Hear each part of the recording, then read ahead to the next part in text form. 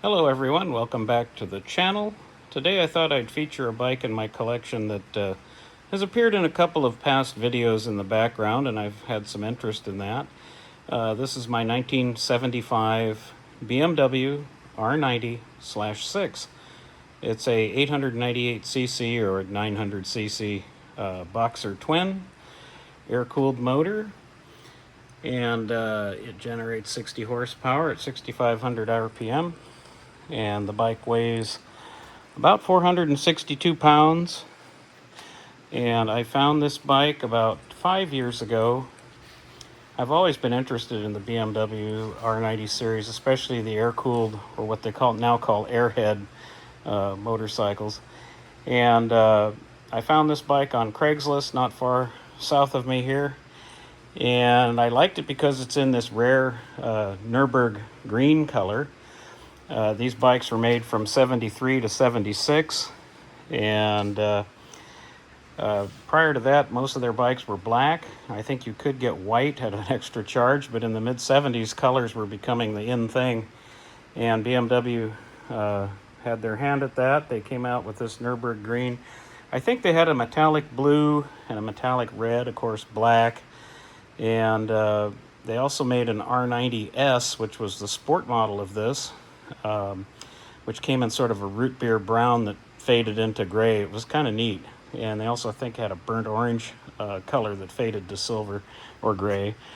It's a really nice bike, and as you can see, it's a low mileage bike. I believe it has, what does that say, 28,900 miles on it in 51 years. It's like 490 miles a year. When I found the bike, it was in good running condition, a little bit dirty, looked like it had been sitting around for a while, and I could tell the motor was beginning to weep oil a little bit. The base gasket and valve cover gasket, the pushrod tube seals, they were all leaking oil and were dirty. And of course, with the mileage the way it was, it just indicated that the bike had been sitting quite a lot, but it still ran great. And so I went ahead and bought it and brought it home here to the shop. The first thing I did was I removed these Bing carburetors. It's one on each side. I believe that's called a depression vacuum carburetor. I sent them to a company up in Medicine Hat, Canada, to be rebuilt at a company called Topf Restorations, spelled T-O-P-H, and they specialize in vapor honing, vapor blasting, and BMW stuff. They went ahead and vapor blasted these carburetors and rebuilt them like new. While they were away, I started researching how to remedy the oil leaks on these cylinders. And of course, I went to Wunderlich America. They're the BMW gurus for old bikes, new bikes. And specifically their sister company called Boxer 2 Valve, boxer2valve.com. And they had a series of videos on YouTube on how to, specifically they were working on a 1975 R90 that they'd found in a barn. They were restoring it from the ground up. And they had a specific sequence on removing the cylinders and all that.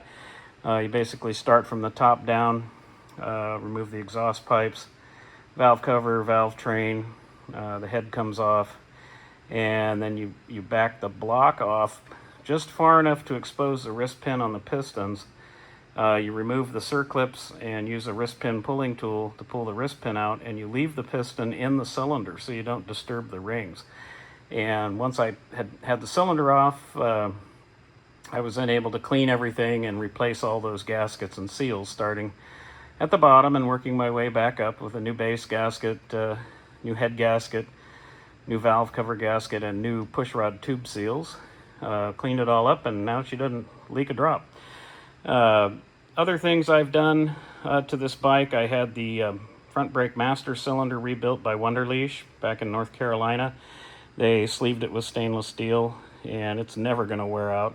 Has a new piston in it and all that. And it's something you want to do because the master cylinder lives under this fuel tank, and basically you have to drain the tank and pull the tank off and pull that master cylinder off, but once you've done that and had that work done, you should never have to do it again. Another thing I did was I decided I wanted brighter lighting in this instrument cluster. And BMW was pretty innovative. They had a printed circuit board behind those gauges that had incandescent bulbs as part of the circuitry. And really all you had to do was unplug the circuit board and take it out. And there's a company called Cat Dash, and they make a new printed circuit board for these with LED lights. And so I sent for that, and it was basically just a plug and play kind of thing. But you turn it on and you can see the lighting is a nice bright white in there. It's not that sort of yellow incandescent lighting anymore. But, made sure all the instrument lights work. Everything on the bike works. Runs very, very well. And, back in 75 when this bike was built December of 74, sold in 75. But in 1975, I was already kind of looking into these, and of course couldn't afford one, but never had the chance to even test ride one, and had never ridden a boxer engine bike with a drive shaft. It doesn't have chain, it's got a drive shaft to the rear wheel. And the first time I rode this, I was absolutely amazed. It's so smooth and so quiet. And my first big heavy road bike was a Harley Davidson, which I still have, and I love that bike. I've ridden it 50,000 miles and still runs like a top. I've had it for 30 years. But I got this, and I got to thinking, had I test driven one of these back in the 70s, I don't know that I'd have bought anything other than a BMW product. This bike is just a joy to ride. It's so smooth and fast. It'll do about 118 miles an hour, I think is what it was rated at when it was new. And I've just had a blast with this thing. This bike came with some interesting accessories. A company called Krauser supplied these bags to BMW. They're like a hard Samsonite shell case. You basically just unclip them and carry them into your hotel room like a suitcase. And Krauser also made this rear luggage rack.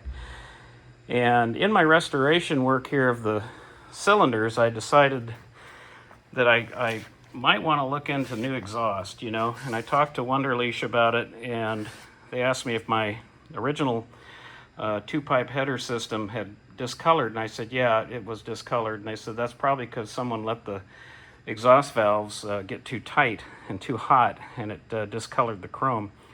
So I went ahead and ordered a new factory header pipe for it, the twin pipes, and I was going to use the original mufflers, but I didn't really care for how those looked. There was absolutely nothing wrong with them. No damage, no corrosion. The chrome looked great, but they were just sort of a square cut-off end on them, and I didn't really like that. I like the earlier exhaust, which has more of a cigar tip to it, and I don't know. Yeah, you can see how they go down to a cone. And I thought that looked a lot better than just being flat cut off, which is how they were originally. But they sound the same, work the same.